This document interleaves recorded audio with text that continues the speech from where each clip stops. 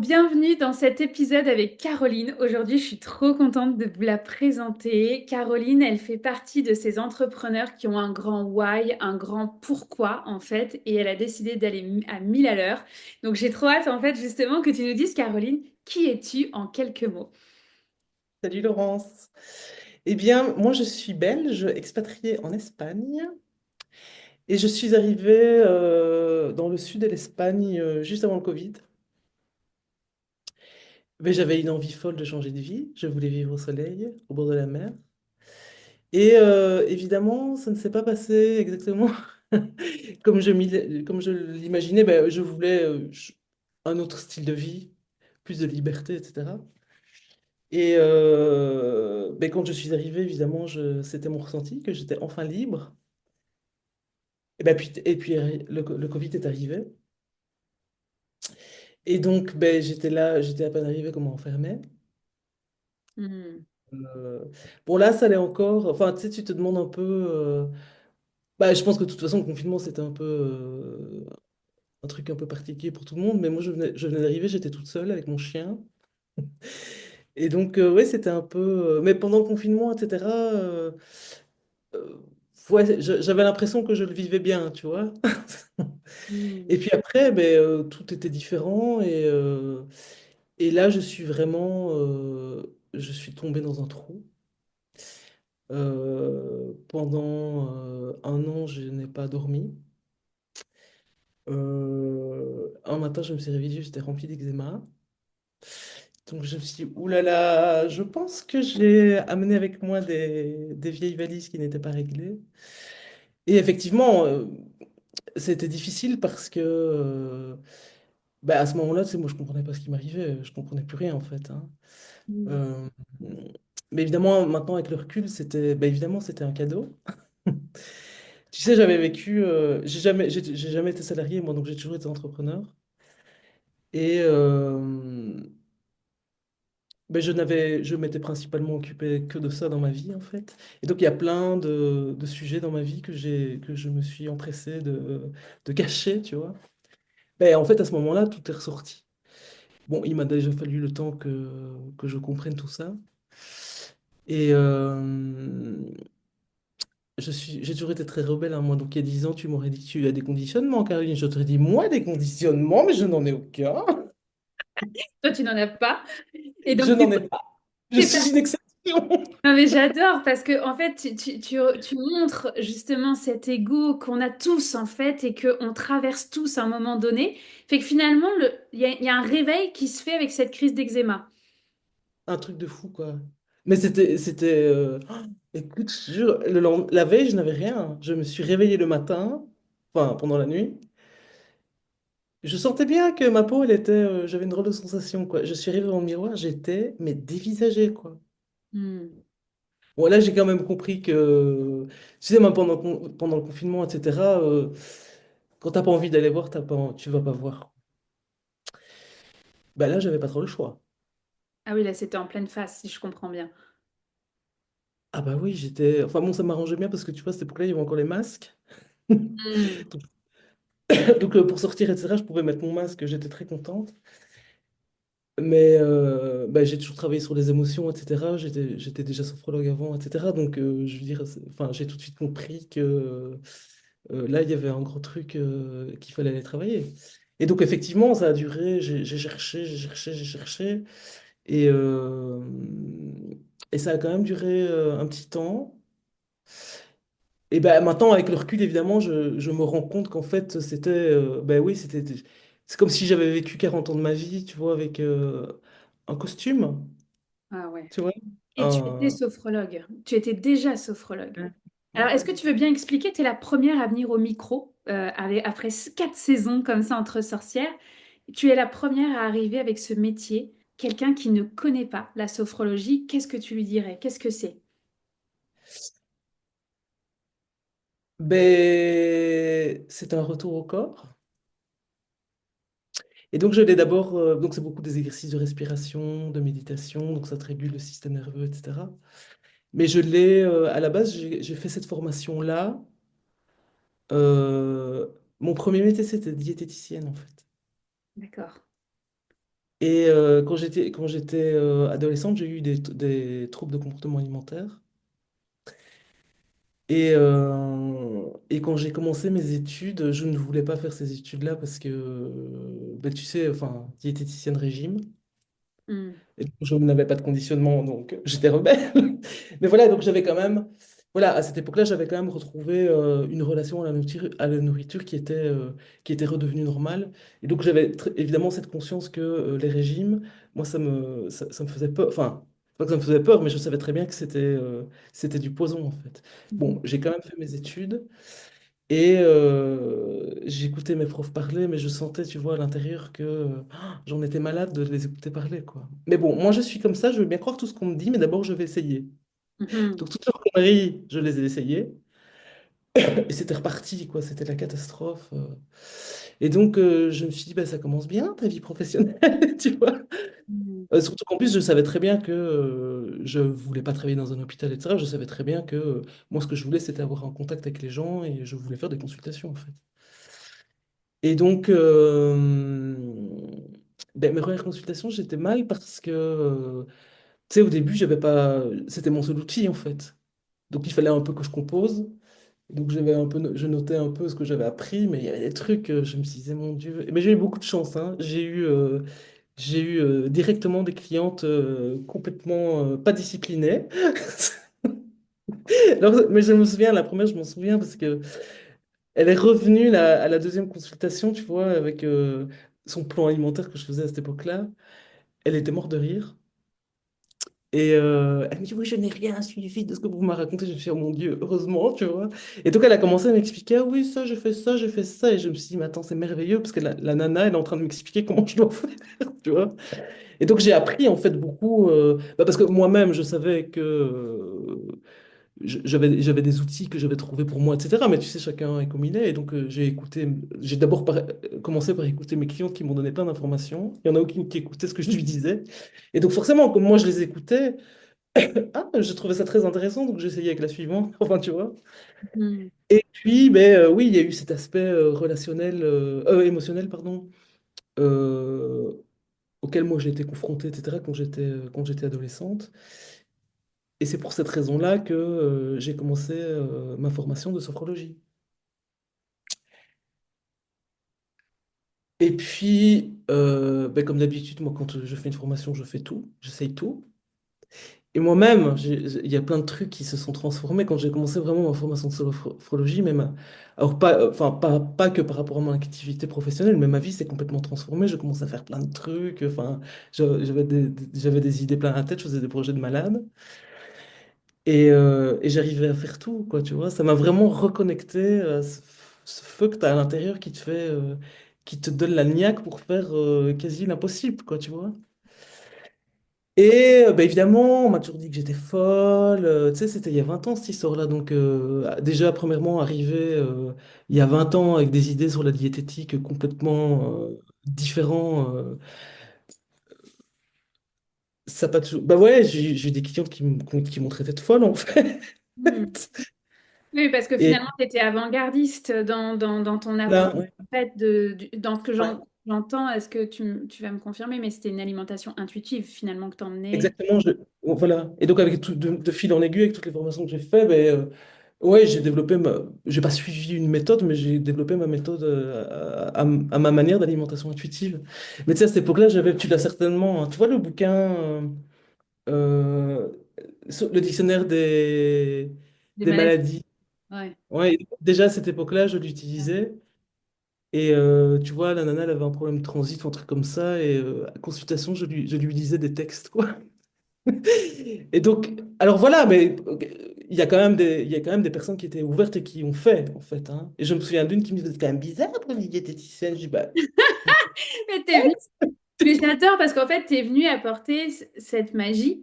Et puis, des gens qui matchent, et puis il y en a d'autres à qui ça va pas correspondre, et c'est OK. Finalement, bah chacun oui, mais c'est a son ça, propre oui. chemin. Voilà. Mais par contre, là où ça m'interroge, c'est que tu as eu ce changement de vie parce que tu as eu quand même un changement de pays, tu avais un appel de vivre à la mer, et tu te dis, je me suis réveillée à 40 ans quand même. Donc, j'aimerais bien que tu nous parles justement de cette bascule. Qu'est-ce qui t'a poussé, tu vois, intuitivement, avant le Covid, de déménager de pays déjà? Et puis, c'est quoi ce grand réveil que tu as eu?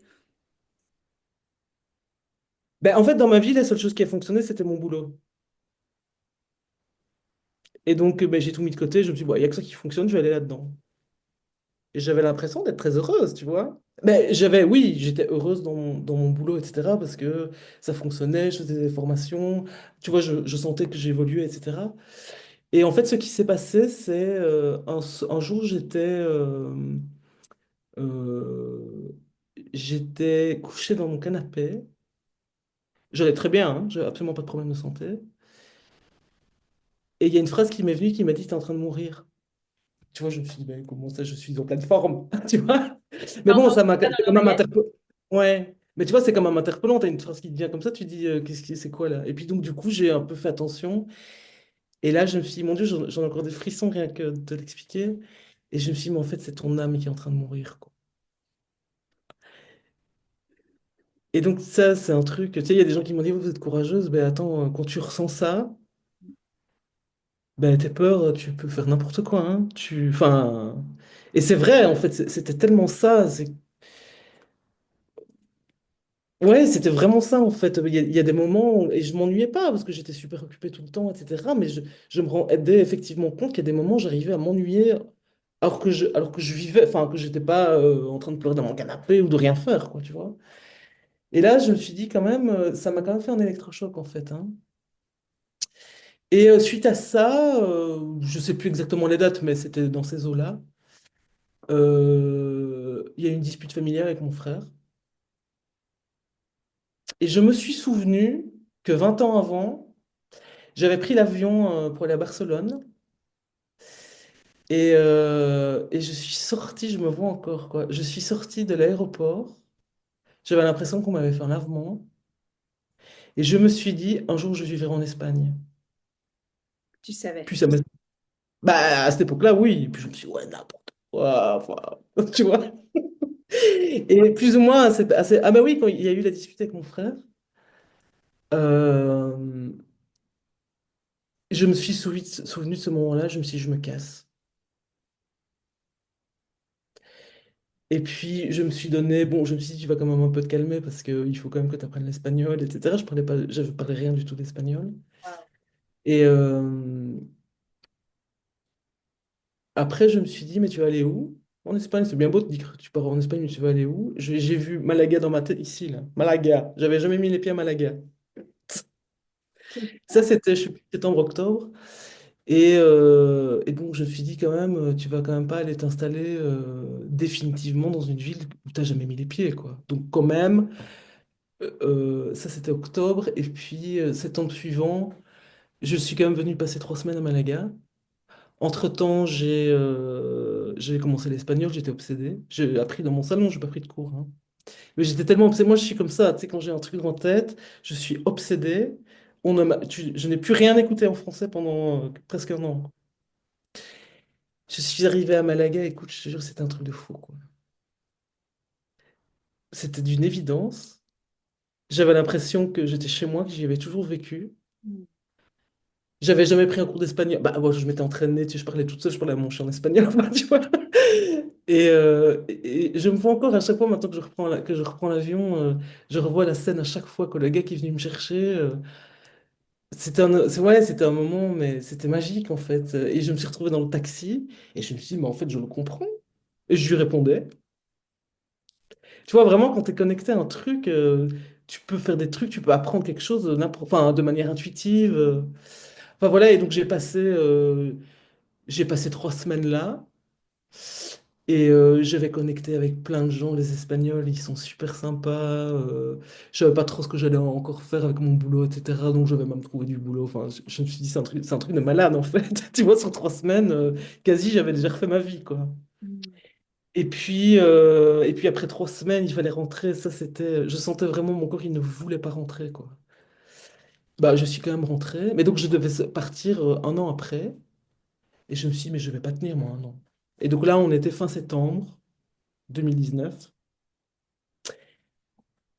Bah, je me suis dit, 1er janvier, c'est une bonne date. Et je suis parti le 1er janvier. Mais je devais, ouais, je devais louer ma maison. Enfin, c'était un truc de. Je savais pas, enfin, tu sais, j'avais que 3 mois, mais il fallait que j'organise tout, quoi. Et ben, ça s'est mis, hein. J'étais obsédé. Mais moi, je suis comme ça, je suis obsédé, je ne pense plus qu'à ça. Et le premier, enfin, non, je suis parti le premier, je suis arrivé le 2. Et, et voilà. Et en fait, c'est ça la magie de la vie, c'est qu'il y a ce tapis rouge qui se met C'est un en... truc de malade. Parce qu'en fait, tu devais y aller, c'est tout. Et puis la sorcière en moi va dire, bah, probablement que tu as une vie antérieure, tu as été espagnole dans une autre vie et que À tu mon avis, ouais. sais Ouais. se sentir à la maison finalement. Donc, Ouais. et puis donc, c'était en 2020, on enregistre en 2025, ça fait déjà 5 ans. Comment Mm. ça va 5 ans plus tard? Je me suis fait le plus beau cadeau de ma vie. Hmm. Et bah, si j'avais écouté les gens, bah, je ne serais pas parti. Tu sais, tout le monde m'a dit, t'es complètement folle, il faut que tu prendre la retraite, c'est vraiment mon style, attendre la retraite, tu vois. Et tout le monde m'avait dit que j'étais folle, que dans 6 mois je serais rentrée, etc. Mais je suis partie quand même, quoi, tu vois. Et donc, oui, c'était difficile. Et effectivement, il y a eu un moment donné, je me suis dit, mais tu vas pas t'en sortir de ce truc-là. Et,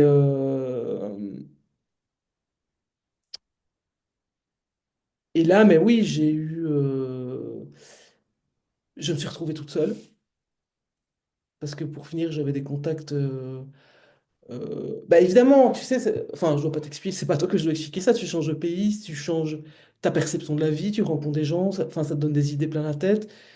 Tu réfléchis plus de la même façon, en fait. Ah bah, Et donc, il y a des contacts en Belgique que j'avais plus, enfin, que j'avais toujours, mais ça collait plus, enfin, tu vois, ça collait plus. Et donc, de fil en aiguille, bah, avec mon eczéma, tout ça, je sortais pas de chez moi, donc je rencontrais pas vraiment des gens ici. En Belgique, tout était coupé.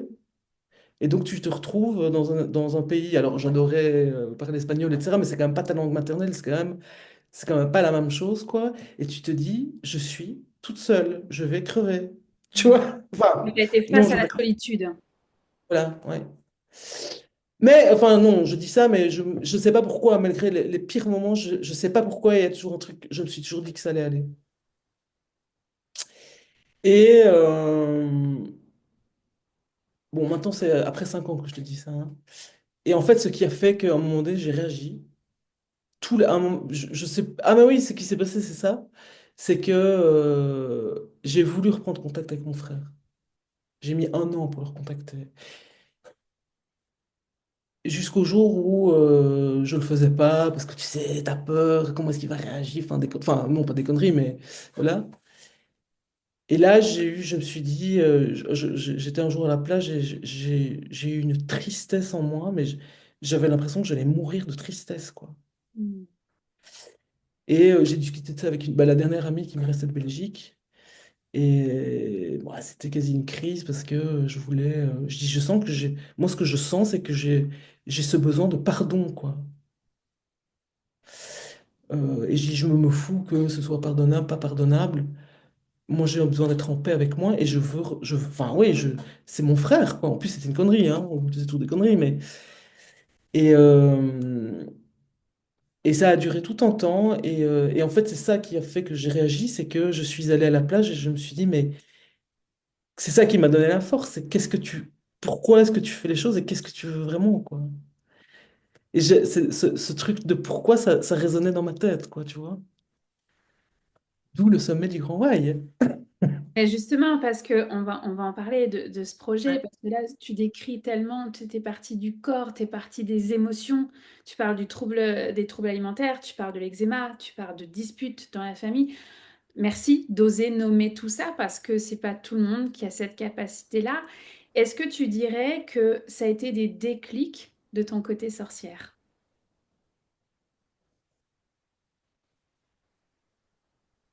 Euh, Bah oui, quand même, parce que si tu suis un peu ce que j'ai fait, c'est toujours lié à la relation, en fait. Le premier truc, c'était quelle relation tu as avec ton alimentation. Et puis toutes ces relations que j'ai laissées de côté, en fait. Tu vois, que j'ai voulu réparer.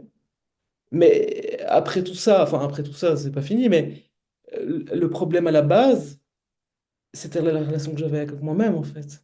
Hmm. Tu vois. Et alors aujourd'hui, j'ai envie de te demander, quelle est la relation avec toi-même, avec ton côté sorcière? Ben, il est génial parce que c'est quand même beaucoup plus fluide et quand tu as quand même une relation, quand tu essayes d'avoir une relation qui est plus saine et plus sécurisante, etc. C'est ça le truc, c'est qu'en fait, tu as tellement de conditionnements, quand tu sais pas comment tu fonctionnes, etc. En fait, c'est ça l'insécurité intérieure. C'est que comme on ne t'apprend pas à savoir comment tu fonctionnes, à accepter ta manière de fonctionner, moi, c'était vraiment ça, en fait, hein. C'était que les conditionnements que je n'avais soi-disant pas, c'est ça qui me mettait en insécurité, en fait. Hmm. Tu vois? Et aujourd'hui, alors, ça te tient tellement à cœur, ce côté sorcière et tout ce que tu as découvert sur toi, que oui, tu as envie de le mettre au service. Bah, je me suis dit, si tu as pu faire tout ça, transformer tout ça, tout le monde est capable de le faire, tu vois? Et j'en vois tellement, tu sais, des femmes, enfin même des hommes aussi, hein, mais je vois tellement de personnes qui elles ne savent même pas, elles ne savent pas comment elles fonctionnent. Et moi-même, à ce moment-là, en fait, quand j'ai commencé quand même à me relever de ces rêves, je me suis dit, mais en fait, c'était vraiment mon ressenti. Je me suis dit, mais en fait, tu sais même plus comment tu fonctionnes. Hmm. Et du coup, là, à ce moment-là, j'ai commencé ma formation, je sais pas si, j'imagine que tu connais, de design humain. Hmm. Mais Et là, c'est explique-nous, parce qu'il y a peut-être des gens qui ne connaissent pas. C'est quoi le design humain, justement? Et donc, le design humain, c'est une méthode de connaissance de soi qui est calculée par rapport à ta date de naissance. Et donc, ça te donne ton schéma corporel énergétique. Et donc, c'est vraiment comment tu es conçu à la base, avant tes traumas, avant tes conditionnements et ces conneries-là. Tu vois? Voilà, toi, tu fonctionnes comme ça. J'ai vu ça, je me suis dit, mais c'est un truc de malade, quoi. Fou, hein. Hmm. Et ça aussi, d'ailleurs, par rapport, je trouve qu'au niveau relationnel, parce que bon, après, j'avais revu mon frère, etc. Mais tu sais, il y avait quand même encore... Je sentais bien que dans mon corps, il y a des trucs qui n'étaient pas encore pardonnés, en fait. Et donc, du coup, moi, je trouvais ça tellement hallucinant, ce truc, que j'aurais mangé mon écran, quoi, tu vois. Et puis, j'ai pris les cartes de toute ma famille. Et, euh, et en fait, je me suis rendu compte que j'étais la seule de la famille avec le centre émotionnel. Tu connais un peu le design humain? Oui, oui. Ouais, avec le centre émotionnel qui est activé. Et donc, j'étais la seule émotionnelle de la famille. Waouh. Ah, t'as fait l'analyse, t'as fait la cartographie pour tout le monde? Ah oui, je voulais. Bah, parce que j'étais tout dans ce truc que je voulais pardonner et je me dis, c'est pas possible. Ils m'ont tellement pris pour une. Je voyais bien, tu vois, que quelque part, suis rendu compte toute ma vie. En fait, je leur en ai voulu, mais je me rendais bien compte qu'ils ne me comprenaient pas. Tu vois ce que je veux dire? Parce qu'il ne fonctionnait pas comme ça. Oui, exactement. Donc, quelque part, ils ne me comprenaient pas et je me suis dit, mais c'est quand même pas possible. Ils sont pas débiles. Enfin, tu vois ce que je veux dire? Et du coup, j'ai voulu aller voir et je me suis dit, ah, et là, je te jure que quand j'ai vu ça, mais j'ai senti, mais instantanément, mon corps s'était pardonné, quoi. Parce que je me suis dit, ben voilà, en fait, ils pouvaient pas savoir non plus, quoi. J'ai des frissons de fou, incroyable. Ah oui, c'est un Ah, truc, le je design m'en souviens, humain, je me suis dit, mon Dieu, alléluia, j'ai trop, enfin, c'est un truc de malade, quoi.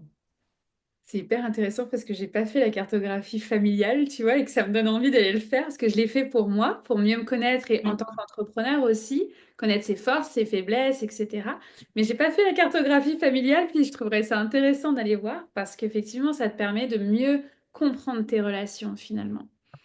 Ben oui, et comprendre aussi, parfois, tu vois, comme moi, par exemple, par rapport à ça, je me sentais pas comprise ou pas reconnue, enfin, tu peux me mettre le mot que tu veux, mais oui, moi, j'étais en colère toute ma vie, tu vois. Mais quand tu vois ça, tu te dis, ben, calme-toi un peu, il fonctionne pas comme toi. Et enfin, ils le connaissent pas non plus, le design humain, tu vois. Donc, il y a vraiment parfois, et voilà, moi je l'ai vécu avec ma famille, mais ça vaut pour toutes les relations, même en amitié, ou même, tu sais, même parfois avec des clientes, en fait, hein. Parfois, il y a des incompréhensions, mais on a vraiment chacun notre manière de fonctionner. Et mon Dieu, mais il faudrait, tu vois, ça devrait faire partie de ton acte de naissance. Enfin, non, mais c'est vrai. Tu vois. J'adore, Bonjour Caroline, ça va, je suis générateur émotionnel. j'adore. Moi, je suis générateur sacral, tu vois. Voilà. Mais en fait, donc, en fait, pour moi, c'est dans ce que tu traduis là, finalement, par cet outil de connaissance de soi, tu as lâché les armes ce jour-là. Mais à fond, quoi. Ah oui, complètement, quoi. Et donc, du coup, tu as découvert la paix, la sérénité, fini la colère et Ouais. la tristesse, et c'est beau. Ouais. Et du coup, Mais maintenant, il y a eu quand même, après, à partir de là, il y a quand même eu tout un autre travail. Parce que moi, ce que je me suis rendu compte avec moi, mais même avec, avec mes clientes, parce qu'évidemment, je me suis empressé de demander toutes les cartes de toutes mes clientes. Je les écoutais parler, je regardais leur schéma, je me suis dit, mais ça, c'est de la merde. Enfin, tu vois. Mhm. Et quand même, tu vois, ouais, les gens, ils se reconnaissent. Bah oui, ils me disent tous la même chose. Et ils me disent, c'est incroyable. Parfois, tu sais, la cliente, c'est la première fois que je la vois, elle me dit, mais vous me racontez des trucs comme si vous me connaissiez depuis toujours, quoi. Mhm. Et ce que j'ai marqué, et je l'ai remarqué chez moi aussi, c'est que même quand tu... Généralement, ton mode de fonctionnement, tu le reconnais, évidemment, quelque part, hein. Mais, tu vois, moi, ce que j'ai remarqué, c'est qu'on est tellement conditionné qu'au niveau du système nerveux, on se dérégule. Mais on est tellement habitué à cette dérégulation que quand on veut se remettre bien, on se redérégule. Enfin, tu vois ce que je veux dire? Ça crée des peurs même quand tu vas dans ton alignement, quoi. Et donc, il y a quand même tout un travail souvent qui doit, alors pas forcément pour tout, heureusement, mais pour certaines allergies ou dans certaines situations, etc. Oui, le système nerveux, il faut quand même le retravailler parce que c'est complètement perturbant, en fait, hein. Ah oui, c'est perturbant. Puis moi, je me souviens quand j'ai reçu mon profil HD, j'ai dit non, mais ça, c'est on veut encore me mettre dans une case. Et donc, j'étais en rébellion contre cet outil-là, tu vois, en disant non, mais c'est pas parce que j'ai la gorge qui n'est pas définie que je peux pas m'exprimer, tu Non, mais vois. bah oui, mais évidemment, Et en évidemment. fait, oui, mais il a fallu, tu vois, sortir de l'outil pour le Oui. réapprivoiser, l'accepter et dire, OK, comment je travaille avec ça? Parce que par exemple, tu vois, ce podcast, on est à la quatrième saison, ça peut paraître facile, mais punaise, ça m'a pris 1 an et demi pour dire, je vais aller sur YouTube. Et en fait, pour moi, aujourd'hui, quand je regarde mon profil HD, je dis, bah oui, la gorge, tu m'étonnes que c'était compliqué, tu vois. Et en même temps, bah voilà, c'est de... Mais c'est valable pour n'importe quel outil, ce qu'on est en train de dire, c'est que on rentre pas dans des cases parce qu'on est générateur sacral ou émotionnel. Et en fait, c'est juste, OK, c'est le profil, j'en fais quoi? Et comment ça peut venir soutenir mon activité, ma vie, tout simplement, pas En juste... général, oui, c'est clair. C'est vraiment trouver un équilibre. Enfin, un équilibre, bien qu'il y ait jamais, il y a toujours des déséquilibres, mais comment est-ce que tu peux trouver de la fluidité, on va dire, globalement dans toutes les sphères de ta vie? Parce que c'est ça, hein. Alors, effectivement, moi, à cette époque-là, j'étais plus. Je me suis occupé que de mon boulot et la majorité des femmes, c'était plutôt l'inverse, tu vois. Mais peu importe, en fait, ce que j'ai remarqué, c'est que peu importe, dès que tu laisses un truc de côté, à un moment donné, ça va plus, quoi. Et donc, du coup, comme ça t'a tellement animé, tu as décidé de créer ce sommet du Grand Why. Est-ce que tu veux nous en dire un peu plus sur qu'est-ce que c'est, à quoi s'attendre? Ben, d'abord, j'ai vibré sur le fait de faire un sommet. Hmm. Et donc, j'ai pris ma décision de faire un sommet, etc. Et sans savoir. À la base, j'ai pas dit je veux faire le sommet du Grand Why, en fait. C'est quand j'ai fait le coaching pour faire le sommet, en fait. On en a discuté, etc. Et à force d'en discuter, mais je me suis dit, mais en fait, moi, ben, c'est ce que je t'ai expliqué. C'est ça qui m'a sauvé la vie, quoi. Hmm. C'est de me reconnecter à ça. Et donc évidemment que c'est mon grand sujet à moi, et même tout ce que je faisais avant, c'est parce que je ne réfléchissais pas de cette manière-là à cette époque-là, mais tu sais, on m'a toujours dit que j'étais qu'une têtue et que quand j'avais une idée en tête, je l'avais pas ailleurs, mais effectivement, mais ce truc de je suis têtu quand j'ai une idée en tête, je l'ai pas ailleurs, c'est parce que je suis connecté à mon grand why, tu vois. Alors je ne te l'aurais pas exprimé comme ça il y a 15 ans, mais c'est ça, et donc oui, je le sais que ouais, c'est vraiment le truc. Et vraiment, c'est à cette période où j'ai cru que je n'allais pas y arriver. C'est ça qui a fait tu vois, le déclic que tu as besoin pour repartir, quoi. Ouais, donc du coup, tu as cette envie que tout le monde puisse reconnecter à son grand pourquoi pour justement arrêter de survivre, mais de vivre Et tout. oui, c'était mon puissant, en fait. C'est fou comment on s'autorise pas à vivre et le soleil arrive. Moi, tu sais, c'est vraiment le feeling de... C'est fou comment on ne s'autorise pas à ressentir la vie. Qu'on Ouais, se met de nous-mêmes, hein, des carapaces, des armures, et à vouloir essayer de contrôler ce qui va se passer. En fait, tu peux pas contrôler ton chemin de vie, mais comment tu vas le vivre et comment tu vas prendre une vague à la fois. Et ouais. Et voilà, donc ce grand pourquoi, moi, il m'appelle énormément, mais effectivement, il a fallu passer par des épreuves pour pouvoir s'y reconnecter aussi. Donc, ce sommet, tu dirais qu'il s'adresse à des personnes qui sont justement dans cette croisée des chemins?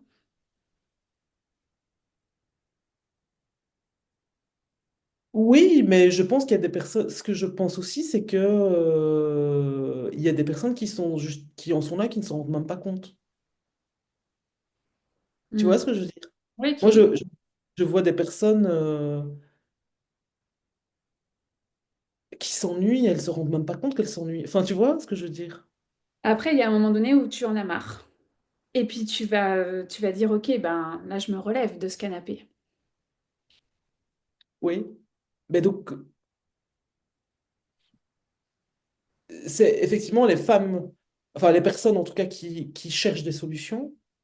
Parce que chercher des solutions, euh, voir qu'il y a d'autres femmes qui sont passées, parce qu'on a chacune notre histoire. Moi, j'ai la mienne, toi, tu raconteras la tienne. Et toutes les intervenantes, elles ont toutes leurs histoires. Elles ont leurs outils aussi. Tous les outils ne sont pas bons, enfin, ne vont pas forcément fonctionner pour tout le monde. Je trouve que vraiment se dire, c'est hyper inspirant. Ça, bah ouais, ça ouvre une perspective. Et ouais, c'est clair que ça crée des déclics. Mais ça, je trouve que ça peut aussi être pour des personnes qui ne se rendent même pas compte, en fait, qui pour elles tout va bien. Et en fait, enfin, c'est pas qu'elles vont mal, mais se complaire dans une vie de merde. Enfin, tu vois, moi, je me souviens que quand je suis partie, il y a des gens qui m'ont dit, oh, vous êtes courageuse, courageuse, mais j'ai envie de dire, attends, c'est toi la courageuse de rester dans une vie à t'ennuyer comme ça. Tu vois, moi, je trouve ça. Tu vois, on a chacun sa perception du courage, hein. Exact, en fait, mais ça me fait tellement penser quand on est parti au Québec à l'époque, on me disait, bah Laurence, de toute façon, toi tu connais.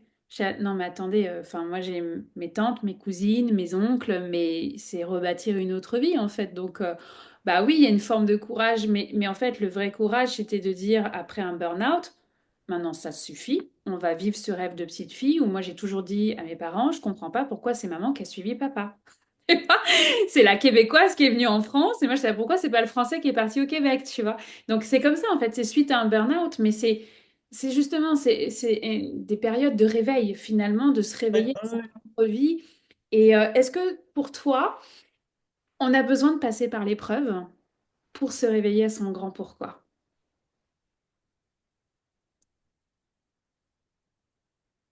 C'est une question que je me pose souvent.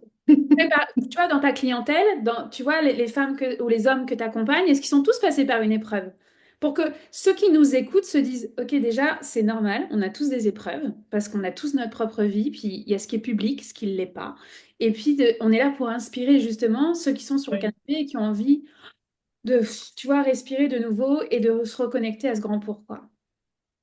Ben, par rapport à ça, il y a deux choses. Il y a effectivement, toutes les personnes que je vois, elles ont toutes eu des épreuves. Alors l'intensité, elle est plus ou moins grande. Tu vois, moi j'ai toujours eu des très grandes intensités. Et parfois je me dis, mais Caroline, est-ce que c'est vraiment... Pourquoi est-ce que tu dois toujours vivre des trucs aussi, mais monstrueux? Enfin, tu vois? Mais voilà, mais je pense que en tout cas, à cette époque-là, je vivais les choses de manière aussi difficile parce que je ne comprenais pas. Et justement, parce qu'il y a des choses que je n'arrivais pas à lâcher, maintenant qu'il s'est passé tout ça, ben, évidemment que des moments qui sont plus difficiles, j'en ai encore, hein. Je vous rassure tous, ceux qui nous écoutent, on en a tous. Et je sais très bien que ça ne s'arrêtera pas, tu vois. C'est comme ça qu'on grandit Ben, aussi. ça fait partie de la vie, mais tu n'as pas la même Mais tu sensibilité l'as, quand la vague arrive. voilà, t'as pas, déjà tu paniques moins, parce que quand tu te retrouves dans des états comme ça, je peux dire que j'ai paniqué, quoi. Donc tu paniques pas, et directement tu vas dire à ton corps, ah, c'est quoi le message, tu vois? Et Mhm. donc tu fais le travail directement, tu laisses faire, tu fais confiance à ton corps, tu fais confiance. Et forcément que ça passe plus vite, et c'est beaucoup plus fluide, et c'est beaucoup moins horrible que ce qu'on peut vivre à des moments. Mais alors, est-ce que tout le monde passe par des moments aussi horribles? Euh, Moi, on m'a déjà raconté des trucs de fou quand même, quoi. Donc j'ai l'impression que... En tout cas, des épreuves. L'intensité, elle est relative à comment on ah, ex- l'aperçoit, oui, mais on oui, a oui. tous nos épreuves qui, à un moment donné, nous font Ah, c'est grandir. oui, oui. Et donc, du coup, alors, tu l'as glissé, j'ai la chance de faire partie des intervenantes de ce sommet. On mettra évidemment les coordonnées, comment s'inscrire, etc. Est-ce que tu veux nous dire pourquoi tu l'as créé, c'est quoi l'intention? Tu vois, quelqu'un qui vient et qui ne connaît pas et qui dit, OK, là, ça m'inspire, ça me chicote, là, ce que vous êtes en train de raconter toutes les deux, mais j'en ressors comment, moi, après ce sommet? Ah bah, la première intention, c'est qu'il y ait des prises de conscience. Et c'est aussi c'est des prises de conscience et euh, ramener de l'espoir. Parce que parfois, on est tellement perdu que l'espoir, on le perd un peu. Donc, c'est de montrer, oui, oui, c'est possible de vivre autrement, de faire des choses autrement, si tu as vraiment envie de le faire. Et donc, peut-être que maintenant, tu es dans une période où tu es difficile, où tu es perdu, où c'est le brouillard, etc. Mais on a tout été dans le brouillard. Hmm. Et donc, on est là pour te montrer qu'il y a autre chose qui est possible, quoi. Finalement, on va mettre les essuie-glaces et on va enlever ce brouillard avec ce sommet. Tu sais, si je reprends tes mots. Mais c'est Ouais. ça, en fait. À un moment donné, on est en pilote automatique, on est dans le brouillard, puis on pense que c'est normal. Et puis à un moment donné, on va mettre cet essuie-glace. Et là, on va faire, oula, il y a un nouveau monde qui s'offre à nous. Ça peut paraître épeurant, mais finalement, c'est parce que la clarté est là et la lumière est là, finalement, dans la suite du propre chemin. Oui, et ce que j'ai remarqué aussi, et moi je l'ai vécu, et quand même, il y a quand même pas mal de personnes qui me l'ont exprimé aussi, c'est que quand tu commences à sentir qu'il y a quelque chose en toi qui ne va plus, alors que tu commences à avoir un peu des idées différentes, tu sais, tu te connectes à ce que tu veux, etc., mais tu te sens un peu anormal, quoi. Hmm. Ouais, parce que tu es dans un truc, et ben, quand tu es la seule à avoir ce genre d'idées, etc., et il y en a beaucoup, hein, je sais pas si toi tu l'as vécu aussi, mais je l'ai vraiment vécu, et il y en a plein qui me le racontent, c'est que tu te fais passer pour une dérangée, quoi, en Mais fait. enfin, pour moi, ça fait partie du chemin des sorcières, tu vois. Parce que finalement, tu sais, il y a un côté, en fait, comme tu l'as dit, si tu continues comme ça, ton âme va mourir. Et donc, Ouais. il y a un réveil qui se fait où peu importe ce que l'autre en pense, ou que tu apparaisses comme folle, en fait, c'est tellement intrinsèque à l'intérieur de toi, tu peux pas ne pas y aller, en fait. Tu sais pas Ouais, en fait, pourquoi tu peux tu pas y vas. vraiment- ouais. Enfin, tu vois, tu parles d'un déménagement en Espagne en 3 4 mois. J'ai fait exactement la même chose pour mon retour en France, alors que je disais tout le temps, mais jamais je remets les pieds en Europe, tu vois. Et Ouais. pourtant, une guidance, un appel, tac, 4 mois plus tard, vente de maison, de voiture, on avait 2 enfants, 2 chats. Enfin, tu vois, il y avait quand même toute une machine à mettre en place. Le tapis rouge, il s'est fait exactement de la même façon que toi pour l'Espagne, parce que c'était dû. Et moi, je suis convaincue qu'on a chacun notre propre tapis rouge, chacun notre propre chemin, mais à condition d'y mettre des lampions le long du Ouais. tapis rouge et de les allumer. Et de se rendre compte que son propre tapis rouge, il est aussi magique que ou celui de l'autre, en fait. Et que bah, il n'y a pas mieux ou moins bien, c'est ta vie. Donc, en fait, Ouais. moi, tu vois, il y a cette impulsion, et je pense que j'ai été très marquée du décès de ma maman, c'est que on ne sait pas quand est-ce qu'on va mourir. Et il y a ce profond désir à l'intérieur de moi, le jour où c'est mon dernier jour, putain, j'aurais kiffé ma vie. Et Ouais, mais c'est ça, ça. tu vois, ma mère est morte à 53 ans. Donc, c'est sûr que tu vois, c'est jeune. Et donc, Ouais. en fait, mais en même temps, c'est jeune. Il y a des gens qui meurent beaucoup plus jeunes que ça. Tu vois, il y a Ouais, des... ouais, c'est clair. donc, il y a ce désir-là de dire, mais moi, je vais la croquer à pleines dents, cette vie. Et donc, ça, c'est non négociable par rapport au regard des autres, finalement. Donc, folle ou pas folle, c'est... Moi, en fait, c'est pas le regard des autres que je vais emmener avec moi dans mon cercueil. C'est tous les souvenirs que je vais avoir créés avec ceux que j'aime, finalement. Et les clients en font partie, parce que c'est un kiff, en fait, tout Ah, simplement. c'est clair. Donc, qu'est-ce que tu dirais, allez, à cette personne-là, à part s'inscrire au sommet, évidemment, tu vois, d'aller vivre ces déclics et ces prises de conscience, parce que je suis convaincue que ça passe par des modèles de personnes qui l'ont fait eux aussi. Oui, Ouais, ouais. alors, tu vois, il y a un livre que j'ai envie de citer, que j'ai adoré, de Raphaël Giordano. Ta deuxième vie commence quand tu comprends que tu n'en as qu'une. Alors celui-là, moi, il m'a réveillée en 2017. Est-ce que toi, tu as un livre comme ça ou un podcast que tu aurais envie de partager qui t'a allumé justement? Mais écoute, c'est comique parce qu'on m'a posé la question, je crois, la semaine dernière. J'ai cité le même bouquin. De Raphaël?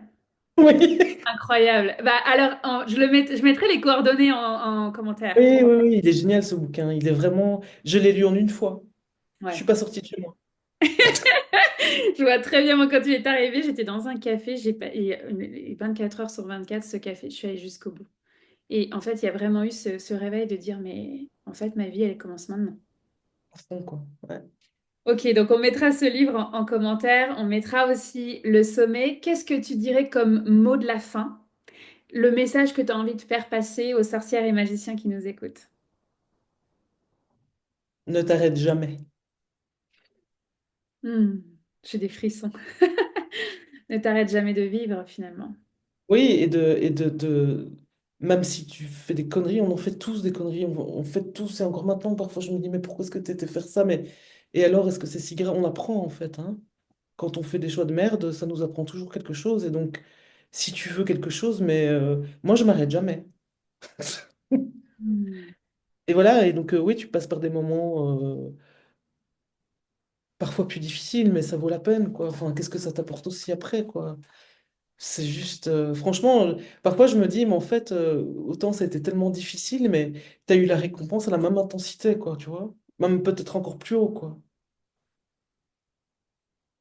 Et donc, bah ouais, ça vaut la peine, évidemment que ça vaut la... Et franchement, et pendant toute cette période où c'était difficile, malgré tout, j'ai jamais regretté. Ça m'a jamais traversé une seule seconde de rentrer en Belgique, jamais.